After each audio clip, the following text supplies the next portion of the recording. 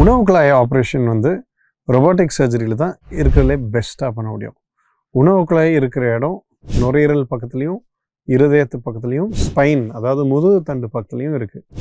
So இந்த இடத்துல இருக்கிற ஆர்கன் வந்துட்டு லிம்ஃப் நோட்ஸில் ஸ்ப்ரெட் ஆகும். அந்த லிம்ஃப் நோட்ஸ் பார்த்திங்கன்னா நம்ம குரலுக்கு ஒரு நரம்பு இருக்குது, ரெக்கரண்ட் லரிஞ்சல் நர்வுன்னு சொல்லிட்டு. அந்த நரம்பை சுற்றி நிறைய நெறிக்கட்டிகள் இருக்கும். காலங்காலமாக நாங்கள் ஆப்ரேஷன் செய்யும்போது அந்த நர்வ்ஸை வந்து தொடாமலேயே நாங்கள் வெளியில் வந்துடுவோம். பட் அந்த பயத்தில் என்ன ஆகும்னா ஆப்ரேஷன் 100% சாட்டிஸ்ஃபேக்ஷனாக இருக்கிறதுக்கு வாய்ப்பு இருக்குது. ஸோ என்ன ஆகும், இந்த மாதிரி கேன்சரை திருப்பி உள்ளே விட்டுட்டு வரும்போது நிறைய பேருக்கு சக்ஸஸ் ஆகிறது கிடையாது, ஃபெயிலியர் ஆகிடும் ஆப்ரேஷன்.